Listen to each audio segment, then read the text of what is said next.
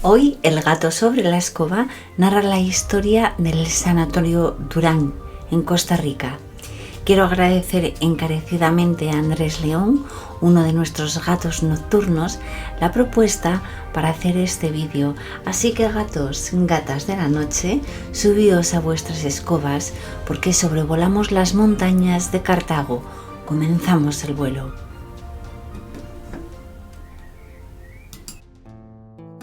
El aire puro y la tranquilidad del lugar parecían ser el sitio propicio para tratar a enfermos de tuberculosis y dar asilo a enfermos mentales. Al menos así lo consideró el doctor Carlos Durán, quien tenía una hija que padecía de tisis. De manera que, cargado de ilusiones, de tratamientos innovadores y de ideas revolucionarias para la medicina de la época, en el año 1917 fundó el Sanatorio Durán.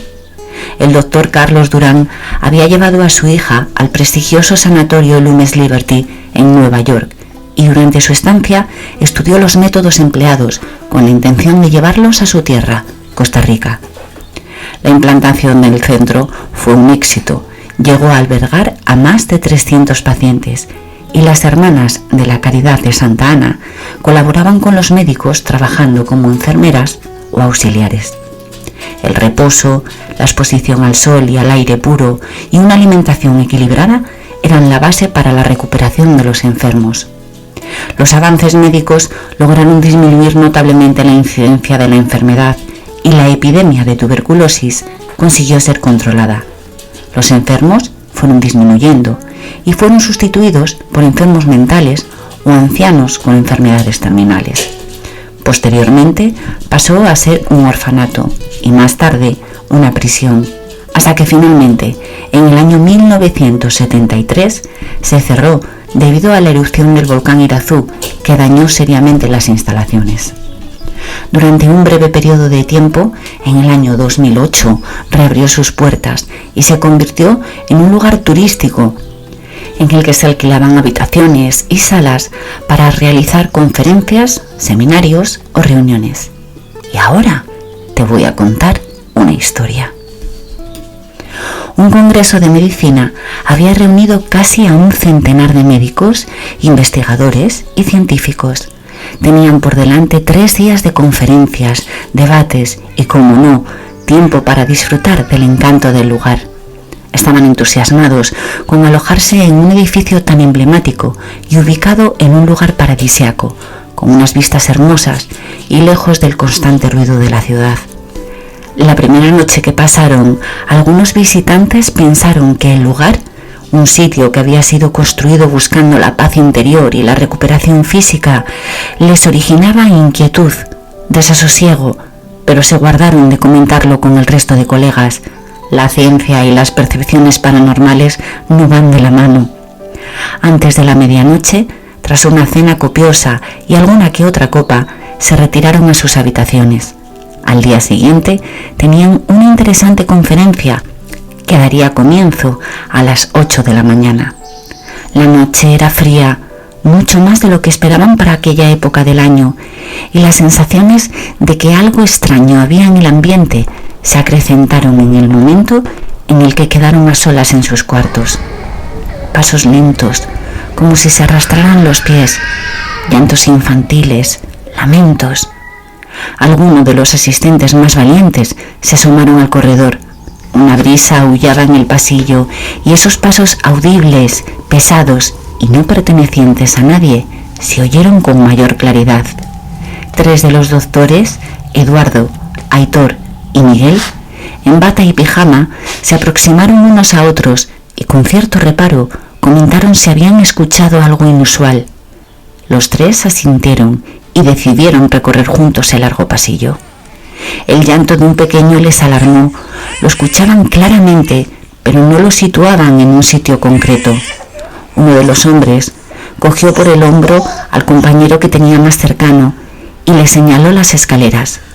La figura de una monja, o al menos su silueta, se deslizaba escaleras abajo. Los 3 médicos quedaron paralizados. Uno de ellos la llamó: «¡Hermana! ¡Hermana!». Pero la monja no se volvió a mirarle, Bajaron las escaleras y al llegar junto a ella vieron a una mujer con el hábito de monja portando una bandeja con instrumental médico. Una pequeña bandeja metálica, una jeringuilla de cristal y un frasquito con alguna medicina. «Hermana», repitió el doctor. La mujer continuaba caminando, despacio, como si no los hubiera visto llegar, y al llegar al final de la escalera, se disipó, como si una nube de niebla la hubiera envuelto. Los tres hombres de ciencia, totalmente incrédulos en temas paranormales, acababan de presenciar la visión de un fantasma. Se dirigieron al salón y se tomaron una copa de brandy. Ninguno podría dormir aquella noche. Hablaron, comentaron, razonaron y buscaron explicación a un hecho que no la tenía. Al día siguiente asistieron a la conferencia que estaba programada. No hicieron alusión al tema, ni entre ellos ni con otros asistentes. Llegó la segunda noche.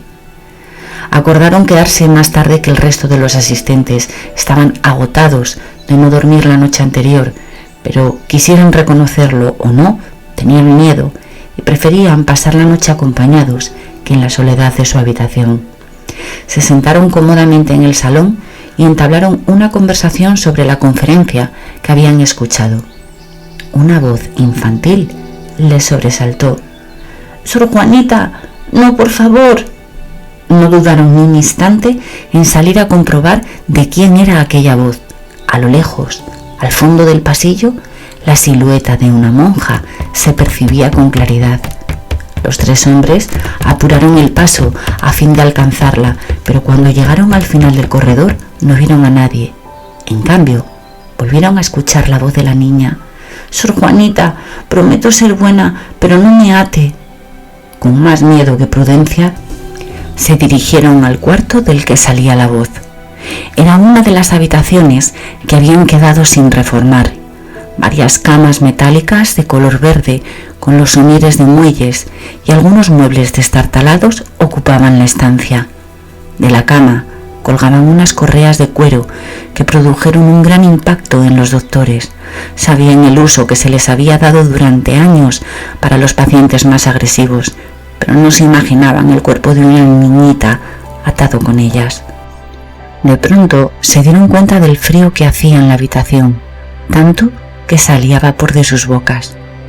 Uno de los doctores preguntó: «¿Hay alguien ahí? ¿Necesita ayuda?». Una de las camas se arrastró varios centímetros por el suelo y la valentía de los tres médicos desapareció, saliendo de la habitación a toda velocidad. Regresaron al salón y se sirvieron una copa. «Lo habéis oído vosotros también, ¿verdad?», preguntó con timidez el más joven de los tres. «Lo hemos oído, visto y sentido», respondió un compañero. Hacia las 6 de la mañana fueron a sus habitaciones a darse una ducha para asistir a la última de las conferencias. Mientras esperaban para entrar en la sala, escucharon la conversación de otros dos invitados.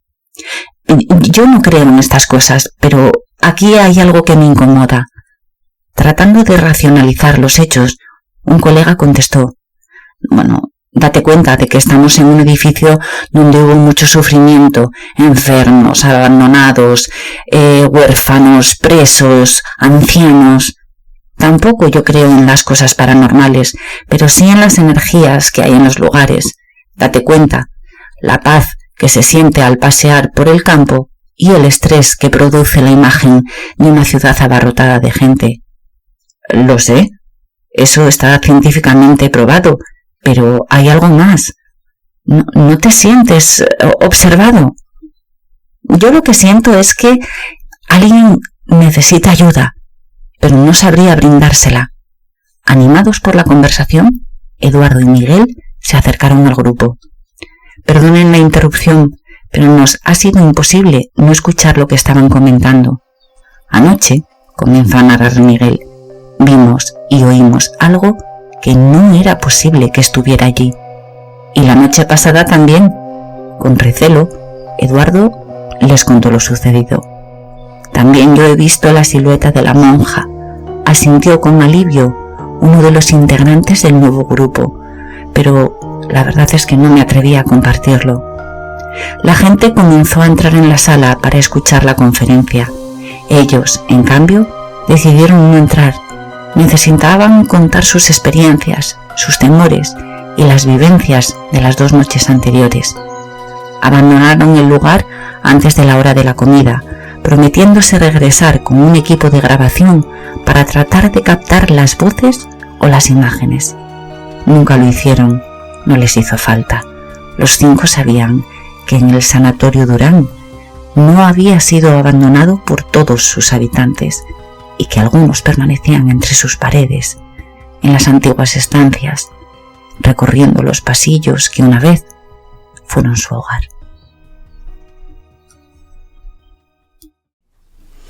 ¿Realidad o ficción? Yo solamente os he contado una historia. Gatos, gatas de la noche, bajaos de vuestras escobas, maullad a la luna y contad 7 días para escuchar una antigua leyenda, un nuevo relato o una inquietante verdad. Reitero mi agradecimiento a Andrés León y le envío un afectuoso abrazo. Y por favor, si el vídeo te ha gustado, suscríbete, dale al like o haz un comentario para que esta escoba cada día vuele más alto.